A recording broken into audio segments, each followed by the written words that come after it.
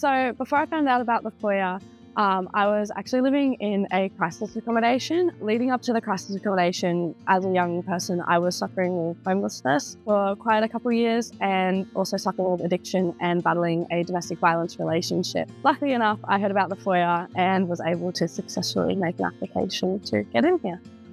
So when I first came here on my first day, when I saw the unit, I thought it was like a youth centre where you'd have like workers coming to your door, being in your units, doing room checks, like all these things, which I still had no problem with, but I just thought it was really uptight. And then as I met everyone and I heard about what foyer was actually like, I just remember being so relaxed, because I was like, oh, in half an hour I get to go in that unit and that's my unit. No one can go there.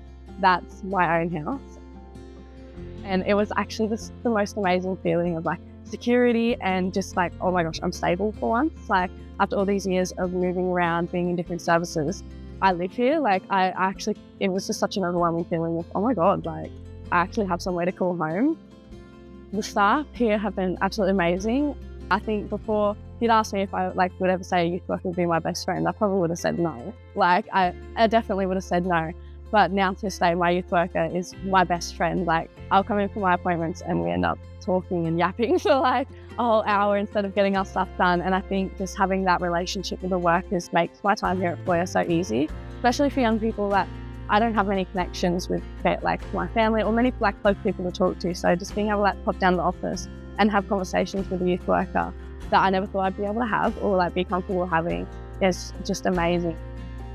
I think my turning point while living here was definitely youth advocacy. That door being opened to me really just gave me the grounds to say this is my passion and this is what I believe I'm made for. Because throughout my years of services, I've seen so many systematic failures and where young people just don't receive enough support. So being given that voice and being able to go down that avenue of youth advocacy has given me the voice to also speak on all my friends that are still left in the system or just really weren't treated fairly. I've just started full-time as a youth worker at the Y schools. So at the moment, I'm just their floating youth worker. So I engage with all of our young people in all of our classes and we do all of our youth worker check-ins. I do a lot of the extracurricular activities, seeing the young people grow into themselves as the term goes on and everything, and just support them. It's amazing.